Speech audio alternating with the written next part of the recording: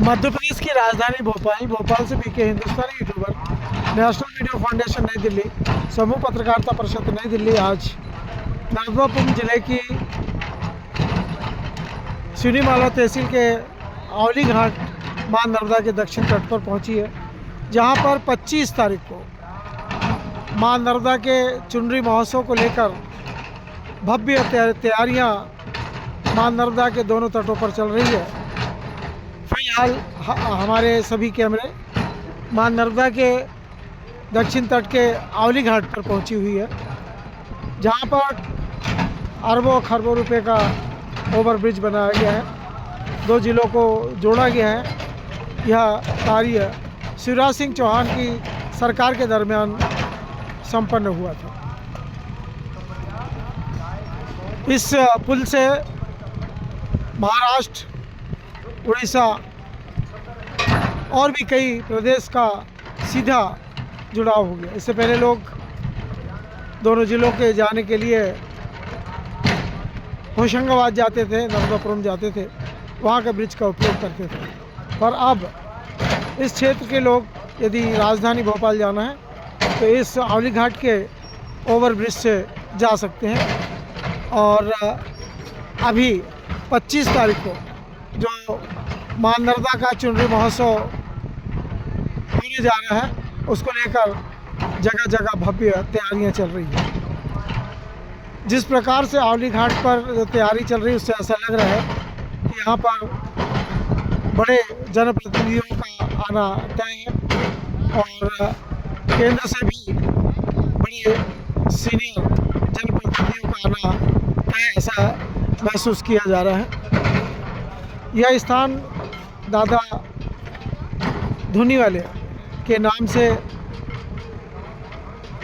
जाने जाने वाले अब तो नहीं रहे वे, जो उत्तर तट के औली घाट में जिनका जन्म हुआ था दुर्गादास जी, उन्होंने कई वर्षों तक इस मां नर्मदा के दक्षिण तट पर तपस्या की और आज उनके पावन अमृत वचनों की पूर्ति हो रही है और औली घाट अब भव्य हो गया। हर वर्ष कोई न कोई नए निर्माण की शुरुआत यहाँ पर होती है।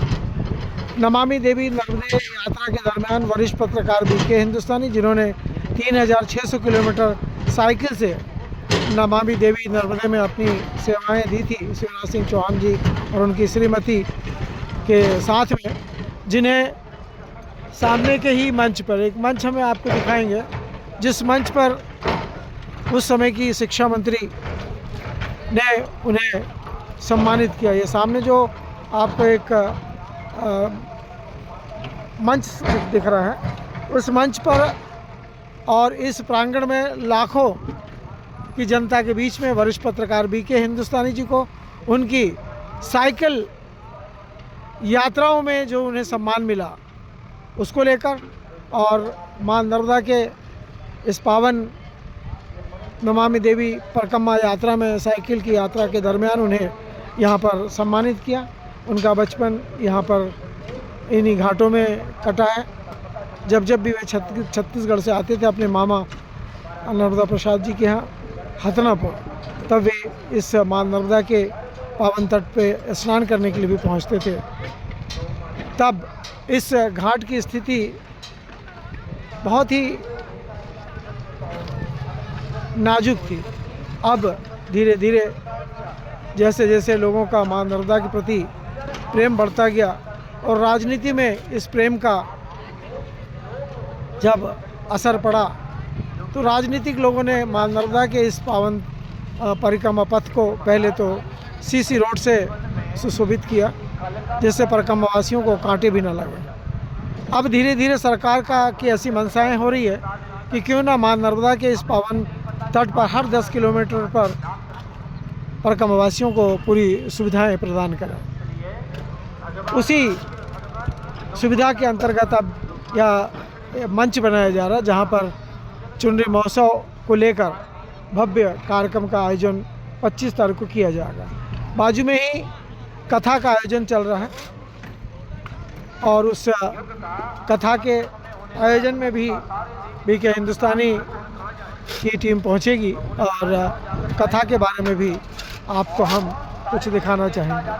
देखिए, मशीनों का युग है, 1 घंटे में बहुत कुछ परिवर्तन किया जा सकता है। जब तक मानव लोगों के हाथ में था तो सालों लगते थे जो स्ट्रक्चर को खड़े करने के लिए, व्यवस्थाओं को बनाने के लिए। अब इन बड़ी बड़ी मशीनों से मात्र 12 घंटे के अंदर में बड़े से बड़े निर्माण किए जा सकते हैं। मैं वरिष्ठ पत्रकार बीके हिंदुस्तानी मां नर्मदा के सावली घाट से यह विशेष जानकारी आपको प्रेषित कर रहा हूँ। उम्मीद है कि आप हमारे इस मेहनत को ध्यान में रखते हुए आशीर्वाद स्वरूप हमारी टीम को सब्सक्राइब करेंगे, बेल आइकन को प्रेस करेंगे और ज़्यादा से ज़्यादा लोगों तक हमें पहुंचाएंगे, ऐसी हम उम्मीद करते हैं। ठेकेदार दीदी बैठी हुई हैं और वो इंजीनियर भी हैं।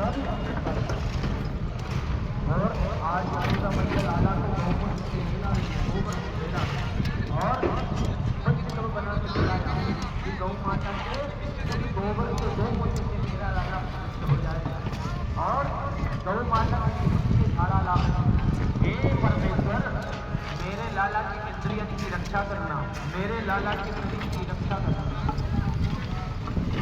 दीदी और कितना बढ़ाएंगे इसको? बस इतना ही रहेगा? अच्छा, वही 25 तारीख की तैयारी को ध्यान में रखते हुए, है ना?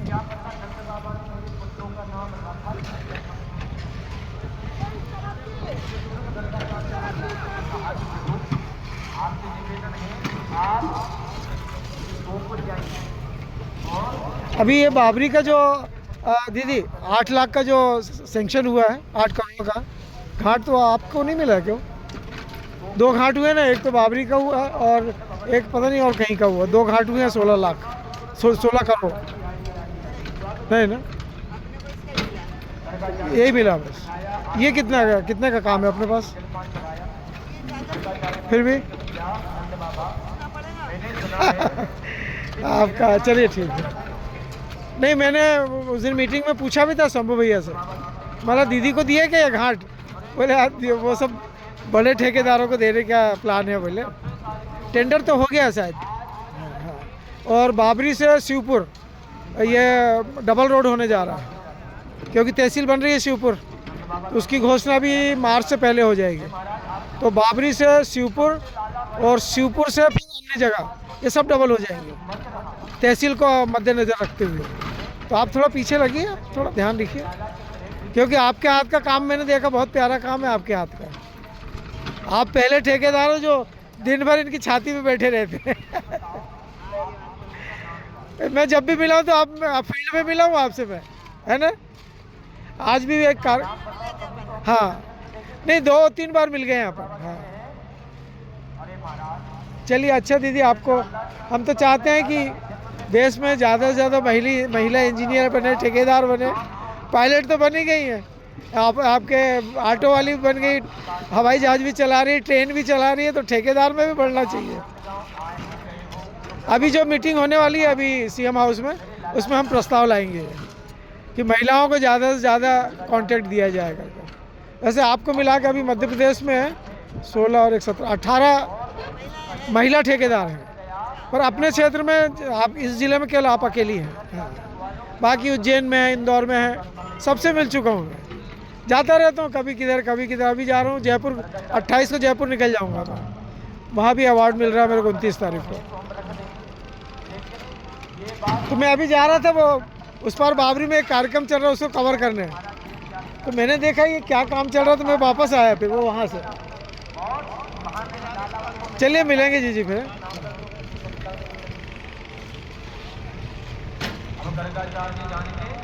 अब हम कुछ ही देर बाद आपको